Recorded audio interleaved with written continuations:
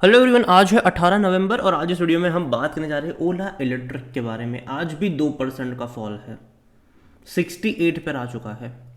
155 रुपये से भी ऊपर चला गया था ये, भयंकर गिरावट आई है। उसके बाद बात करेंगे वीडियो में कि अभी हाल फिलहाल में कंपनी को लेकर क्या क्या खबरें आ रही है, क्योंकि बहुत सारी खबरें यहाँ पर देखने को मिल रही है। तो देखिए, वीडियो को शुरू करूँ उससे पहले अगर आपने अभी तक चैनल को सब्सक्राइब नहीं किया है तो प्लीज़ अभी इसे सब्सक्राइब कर लीजिए, क्योंकि आगे भी बहुत सारे वीडियोज़ हैं जो आपको काफ़ी ज़्यादा हेल्प करेंगे। तो 68 रुपीज़ का प्राइस है ओला इलेक्ट्रिक का। 2% का फॉल है, एक महीने में देखो तो 21% का फॉल है और लगातार गिरा है। और अगर बीच में अगर एक आध दो दिन थोड़ी बहुत तेज़ी दिखा भी देता है तो वापस उससे ज़्यादा ही ये गिर रहा है। अगर हम एक साल की बात करें तो, हालांकि एक साल पुरानी लिस्टिंग है नहीं इसकी, ठीक है, इसी साल अगस्त में ये लिस्ट हुआ था। 76 रुपीज़ का इसका आईपीओ प्राइस था। उतना ज़्यादा सब्सक्राइब नहीं हुआ था, मुश्किल से 4.5x सब्सक्रिप्शन इसको मिला था, लेकिन 20% अपसाइड पे खुला था ये। उसके बाद जब इन्होंने संकल्प 2024 इवेंट लॉन्च करी थी, जहाँ पर इन्होंने अपनी ईवी बाइक दिखाई थी, तो भाई साहब एकदम से बहुत बड़ी तेज़ी आ गई और 155 रुपये से ऊपर चला गया था। और तभी मैंने वीडियो बनाकर कहा था कि कोई तुक नहीं बनता है, तब मैंने इसको हीरो के साथ कंपेयर करा था, क्योंकि जब उस टाइम पे ये 150 रुपये से ऊपर गया था, इसका जो मार्केट कैप था वो तकरीबन 65,000 करोड़ चला गया था। और जो हीरो, जो इतने साल पुरानी कंपनी है, प्रॉफिटेबल कंपनी है, उसका अभी भी एग्जिस्टिंग मार्केट कैप उस टाइम पर जब बनाया था तब 1 लाख करोड़ के आसपास का था। तो मैंने कंपेयर करा था, कोई तुक नहीं बनता कि भाई इतनी जल्दी ये हीरो के मार्केट कैप के करीब पहुंचने की तैयारी कर रहा है।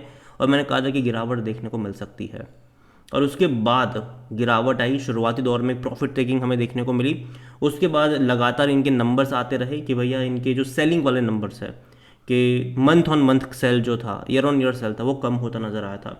उसके चलते गिरावट आई। उसके बाद भैया सोशल मीडिया पे एक अलग ही कंट्रोवर्सी यहाँ पर छिड़ चुकी थी कुणाल कामरा और भावेश अग्रवाल के बीच में। उसके अलावा देखो तो भाई साहब कई सारे लोगों के अलग अलग अनोखे तरीके के विरोध प्रदर्शन भी देखने को मिले थे ओला के खिलाफ, ठीक है, बहुत कुछ देखने को मिला हमें। लगातार ये गिर रहा है, कहीं पर भी सपोर्ट नहीं है। मैंने पहले ही कहा था कि आईपीओ प्राइस के नीचे जा सकता है ये, और अभी भी मैं कहूँगा कि एटलीस्ट देखो, कंपनी लॉन्ग टर्म के लिहाज से अभी बहुत सारे स्टेप्स ले रहे हैं, ठीक है। इन्होंने अपनी सर्विस को लेकर जो इश्यूज आ रहे थे लगातार, उसको सॉल्व करने के लिए एक अलग टीम सेटअप कर रहे हैं, पूरा अलग तरीके से बढ़ा रहे हैं, अपने सर्विस सेंटर भी ये लोग बढ़ा रहे हैं, जो कि बहुत अच्छी बात है। लेकिन देखना ये होगा कि आने वाले टाइम में क्या इसका असर देखने को मिलेगा। अभी के लिए जो मार्केट भी है, मार्केट सेंटीमेंट भी, अगर आप सेंसेक्स की अगर बात करोगे तो आज 350 अंक की गिरावट यहाँ पर भी है। ओवरऑल बाजार भी अगर आप देखो तो लगातार वो गिर रहा है। तो कहीं ना कहीं प्रेशर सिचुएशन ज़रूर है, और ऐसे में ऐसी कंपनियों में गिरावट कुछ ज़्यादा ही देखने को मिल जाती है। मैंने पहले भी कहा था कि जब तक कहीं किसी की लेवल पर एक सपोर्ट ना बने, बेस ना बने, बॉटम फिशिंग करने की यहाँ पर कोशिश मत करना, क्योंकि बॉटम कहाँ बनेगा ये नहीं मैं जानता हूँ, ना कोई जानता है। बेस बनना ज़रूरी है, सपोर्ट बनना ज़रूरी है, जो यहाँ पर अभी भी बन नहीं रहा है। और जहाँ तक अपडेट्स की बात करें तो देखिए, जो सीसीपीए के सामने मतलब इनसे जब कंप्लेन हुई थी 10,000 सर्विस से रिलेटेड जो कंप्लेंट्स थी, बाद में ओला ने रिस्पॉन्स में कहा था कि भैया हमने तो सॉल्व कर दिया वो कंप्लेन, मतलब 99% सॉल्व कर दी है। तो यहाँ पर अब आई है, अगेन ये बिजनेस स्टैंडर्ड की न्यूज़ है, मेरी नहीं है, ठीक है। तो Ola electric wrongly claim to solve service issue, CCPA initiate the probe, जांच शुरू हो रही है। यहाँ पर अगर देखो, सेंट्रल कंज्यूमर प्रोटेक्शन अथॉरिटी, जो कि रेगुलेटेड बॉडी है कंज्यूमर के इंटरेस्ट को, कंज्यूमर के राइट को प्रोटेक्ट करने के लिए, उन्होंने एक डिटेल इन्वेस्टिगेशन स्टार्ट करने के लिए बोला है Ola electric, following the concern about companies consumer complain resolution practice. और ये अच्छी बात नहीं है। As per the news report, the Consumer Affairs Ministry has instructed the Director General Investigation and investigative arm of CCPA to initiate this probe last week. और ये बड़ी बात है भाई साहब, क्योंकि सर्विस रिलेटेड जो कंप्लेंट्स थी, जहाँ पर ओला ने बोला था, देखिए, after receiving the show cause notice from CCPA, Ola electric ने क्लेम करा था कि भाई उन्होंने तकरीबन 99.10% का जो कंज्यूमर इश्यू है वो सॉल्व कर दिया है। However, this claim was proven incorrect following the cross verification by the CCPA. CCPA ने जब इसको क्रॉस चेक किया, क्रॉस वेरीफाई किया, तो ये जो इनका क्लेम था वो सही साबित नहीं हुआ। Out of 287 consumer contacted by NCH call agent, 130 were reached. Of this, 103 expressed dissatisfaction with the company's response. सोचिए यहाँ पर कि जहां पर इन्होंने कोशिश करी तकरीबन 287 कस्टमर्स से कांटेक्ट करने की। उनमें से 130 के साथ इन्होंने कांटेक्ट कर लिया और उस 130 में से 103 लोगों ने बोला कि भैया कंपनी की जो सर्विस थी उससे वो सेटिस्फाइड नहीं है, जो कि तकरीबन 80% बन जाता है। तो ये और even an official on condition on, ये टोल्ड मिंट को ये बोला है, ठीक है। मिंट ने की रिपोर्ट्स में एक ऑफिशियल्स ने ये चीज़ बोली हुई है, ठीक है। This was merely a sample test to verify Ola's claim. Ola ने जो क्लेम किया था उसको वेरीफाई करने के लिए एक सैम्पल टेस्ट था। If they're asserting 99% customer satisfaction, that should have been evident in a cross verification process, ये ऑफिशियल ने बोला है। अगेन उन्होंने कोई सामने आके नहीं बोला है, ठीक है। मिंट को बोला है अनोनिमस रह के कि भैया देखो नाम नहीं आना चाहिए, ठीक है, वैसा वाला, ठीक है यहाँ पर। तो ये चीज़ें हैं और इसको लेकर अब भैया इन्वेस्टिगेशन वगैरह होना स्टार्ट हो जाएगा यहाँ पर, जो कि अगेन ओला के लिए अच्छा तो नहीं होगा। अब देखते हैं कि सीसीपीए अब जो भी यहाँ पर अपनी इनिशिएशन करेगा, जो भी इनिशिएट करने वाला है उसको लेकर क्या चीज़ें निकल कर आती है वो तो आने वाला वक्त ही हमें बताएगा।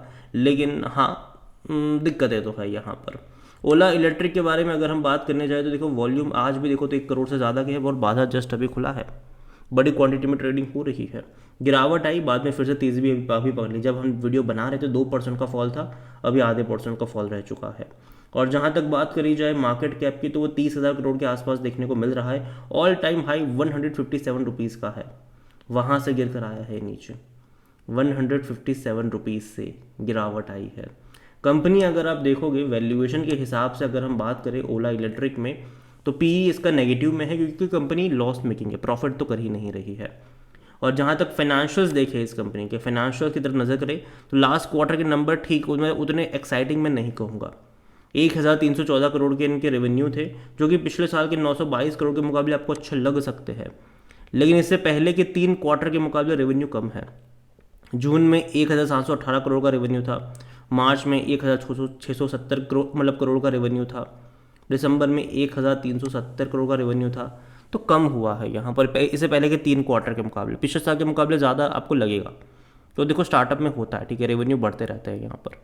और अगर आप कंपेयर भी करते हो ना कि भैया परसेंटेज वाइज अच्छा ग्रोथ है, तो अगर मैं कह दूँ कि सेम परसेंटेज वाइज अगर आप कंपैरिजन बजाज का चेतक का करोगे, जो इनका ईवी आर्म है उसका करोगे, या फिर आप अगर एथर का करोगे, या फिर अगर आप टीवीएस के ईवी आर्म का करोगे, तब भी आपको ग्रोथ देखने को मिलेगा, ईयर ऑन ईयर बेस पर अच्छा ग्रोथ देखने को मिलेगा।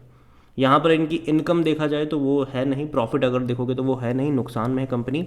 वो भी तब जब गवर्नमेंट की तरफ से सब्सिडी वगैरह मिल रही है। क्या होगा जब गवर्नमेंट और सब्सिडी कम कर देगी या फिर फ्यूचर में ख़त्म कर देगी, तो दिक्कत होगी यहाँ पर। हालांकि मास प्रोडक्शन कर रहे हैं ये, जिससे इनका प्राइस पॉइंट नीचे आ जाएगा, मतलब मार्जिन के कम हो जाएंगे। लेकिन अगेन मास प्रोडक्शन करने के लिए डिमांड भी उस तरीके की ज़्यादा होनी चाहिए। डिमांड अगर ज़्यादा नहीं होगी तो दिक्कत होगी। हालांकि कंपनी ने अभी हाल फिलहाल में जो एक इंटरव्यू था जहाँ पर भावेश अग्रवाल ने कहा था कि वो आने वाले टाइम में बाइक्स तो बना ही रहे लेकिन 3 व्हीलर्स पे भी काम करेंगे। अभी नेक्स्ट क्वार्टर में इनका बाइक आ जाएगा, उसके बाद के क्वार्टर में 3 व्हीलर्स भी आ जाएगा इनका। तो लगातार बहुत हैवी एक्सपांशन की तरफ जा तो रहे।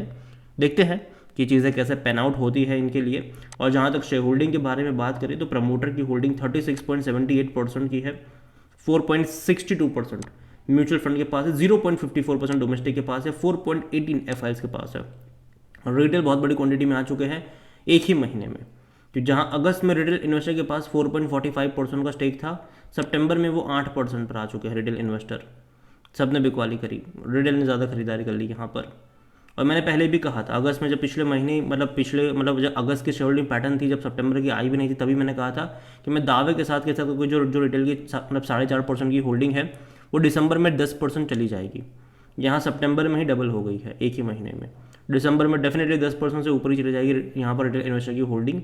और ये दावे से मैं कह सकता हूँ कि ऐसा हो सकता है, ठीक है।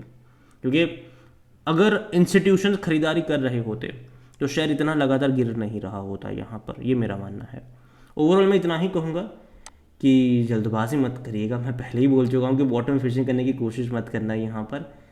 इसको पहले स्टेबल होने दो, बाजार को पहले स्टेबल होने दो, उसके बाद कोई फैसला लेना। हालांकि डेफिनेटली मैं मानता हूँ कि एक टाइम आएगा जहाँ पर ये अट्रैक्टिव हो जाएगा, मौके वहाँ पर ज़रूर बनेंगे, ठीक है। और पहले स्टेबिलिटी आ जाए तब वो टाइम भी आ जाएगा। अगेन देखो, मैं जो भी कह रहा हूँ वो मेरा पर्सनल ओपिनियन है, कोई भी इन्वेस्टमेंट एडवाइस नहीं है। ये वीडियो को यहीं पे एंड करता हूँ। पसंद आया हो तो लाइक करो, शेयर करो, चैनल पर अगर पहली बार है तो प्लीज़ सब्सक्राइब करें। और ओला इलेक्ट्रिक के बारे में आप क्या सोचते हैं वो भी आप मुझे कमेंट में लिख के बता सकते हैं। Thank you.